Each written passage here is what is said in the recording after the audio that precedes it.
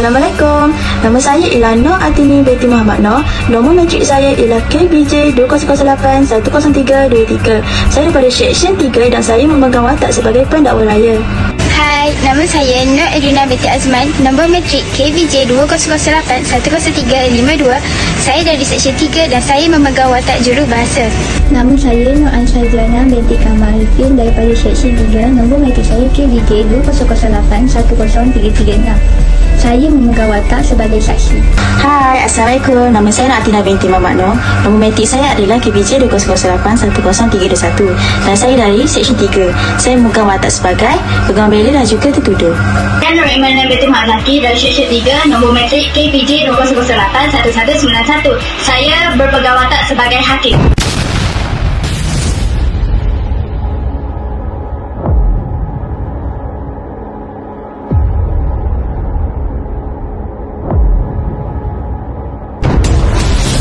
Seorang buruh ladang dikepenjara 22 tahun di Mahkamah Session di Tawau, Sabah selepas mengaku bersalah terhadap 2 pertuduhan mendera 2 anak kandungnya.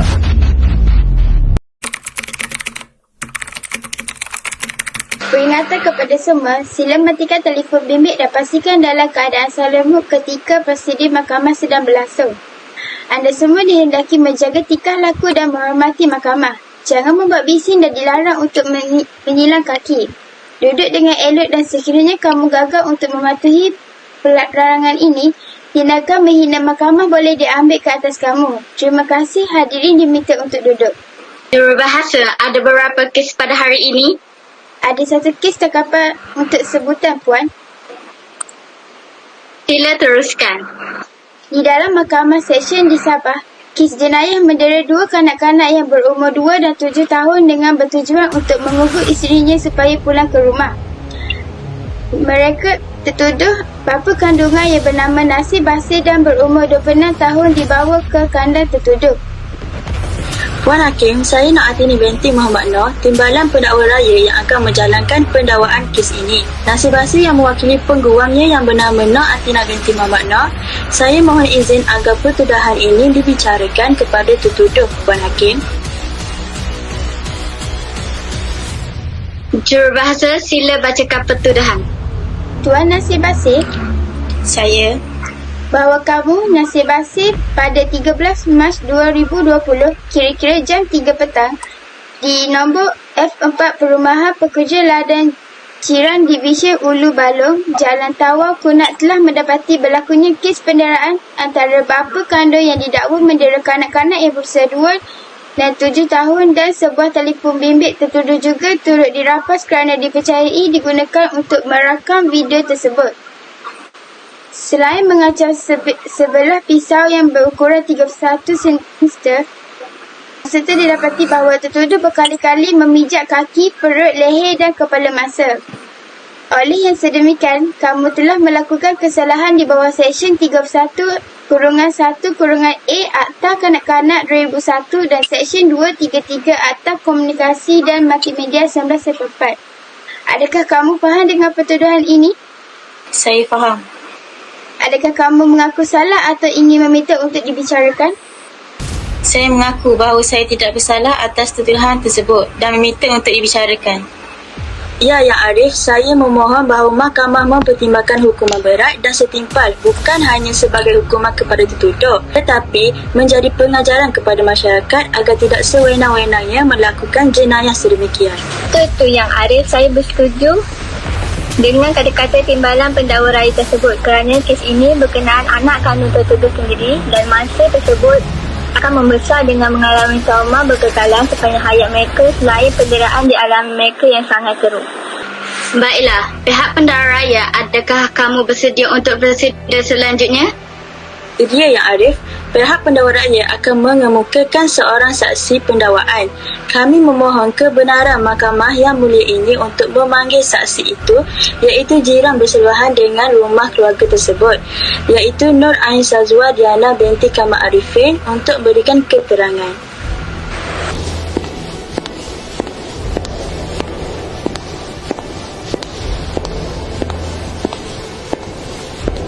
Puan Nur Ain, sila ikut apa yang saya akan katakan.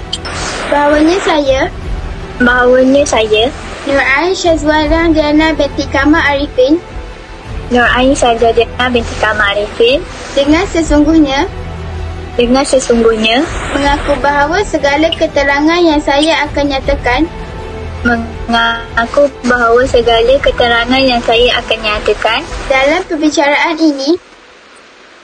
dalam perbicaraan ini adalah benar dan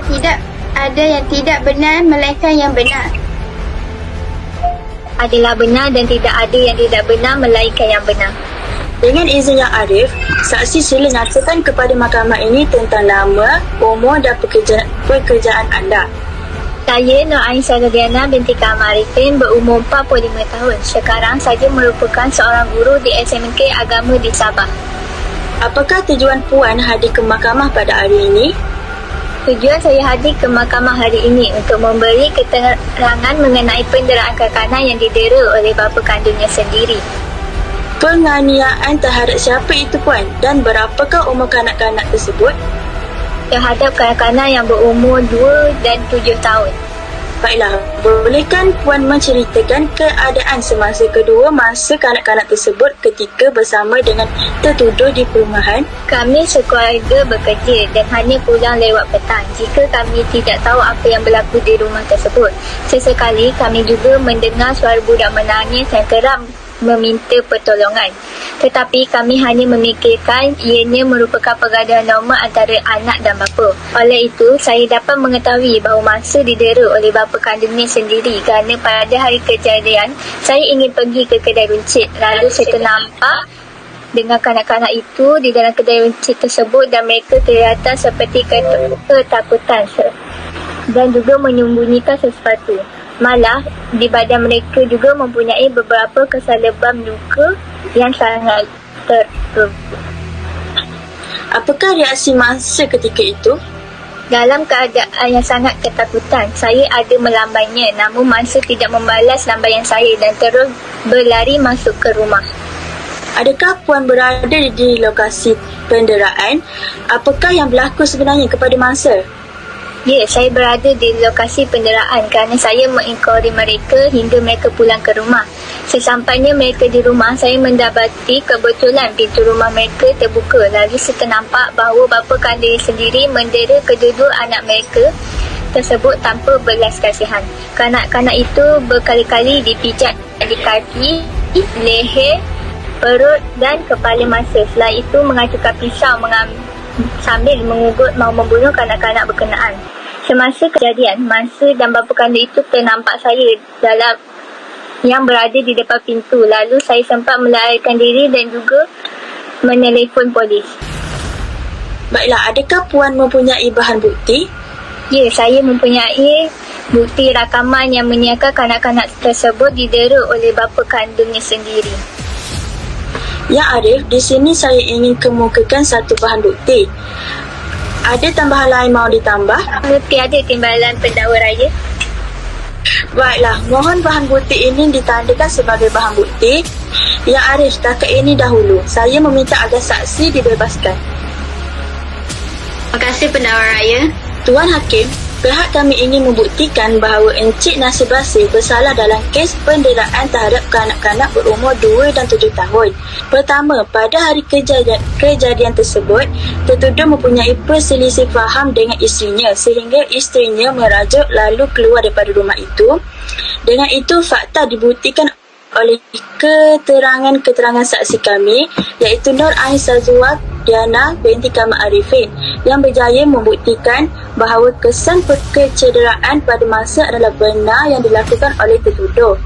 Oleh itu, tertuduh merupakan orang yang menyebabkan mangsa itu hampir hilang nyawa dan di dalam rakaman itu juga kelihatan tertuduh sengaja melakukan kesalahan jenayah tersebut dengan niat untuk mengugut bahawa isterinya supaya pulang ke rumah mereka. Malahan, tertuduh juga pada waktu itu berada dalam keadaan sedar dan sihat sahaja. Tertuduh tidak mengalami sebarang masalah mental. Tuan Nasir Basir tidak bersalah dalam kes ini. kerana masih kemungkinan terlalu bising dan nakal sehingga tertuduh tertekan dan melakukan perbuatan tersebut di luar kawalan. Rekod kesihatan tertuduh juga didapati mengalami masalah penyakit mental sekiranya tertuduh terlampau tertekan atau terlalu berfikir. Tertuduh juga bergantung kepada obat sekiranya tertuduh sedang berada di dalam keadaan yang tertekan.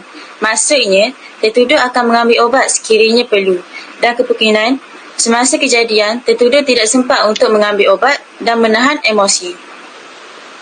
Kami memohon budi bicara mahkamah untuk memutuskan keputusan, Ya Arif.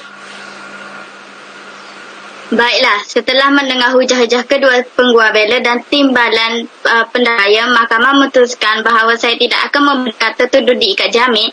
Oleh kerana itu, mahkamah akan ditetapkan 13 sebagai sebutan semula kes. Masuk tertuduh ke dalam kandang tersebut. Timbalan pendakwa raya, sila baca laporan kes kedua-dua kanak-kanak tersebut. Terima kasih, Ya Arif. Surat yang saya pegang ini adalah laporan kesihatan dalaman masa yang dimaklumkan bahawa ada kesan kecederaan di badan kedua-dua masa yang dipukul dengan kuat. Teruskan pendakwa raya. Selain itu, terdapat kesan baru dan lama di badan kanak-kanak yang didera ini. Maklumat makmah mendapati bahawa kedua-dua masa ini mengalami pendarahan beku di dalam dalaman mereka akibat sering dipukul, disepak dengan kuat. Luka yang sebelum ini belum pulih, ditambahnya lagi luka yang baru.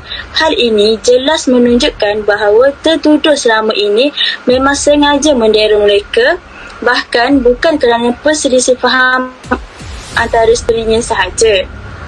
Seperti yang dibicarakan tempoh hari, tertuduh jelas mempunyai masalah penyakit mental. Masalah penyakit mental turut menyebabkan seseorang itu berada di luar kawalan dan tidak sedar apa yang dilakukan olehnya. Timbalan pendakwa raya, adakah dokumen ini benar belaka? Tertuduh pernah ke Hospital Sabah dan tidak mempunyai masalah mental seperti yang didakwa oleh pengguam bela? Benar sekali seperti yang Arif katakan. Tertuduh tiada rekod masalah mental, namun ia sudah lama pada tahun 2017.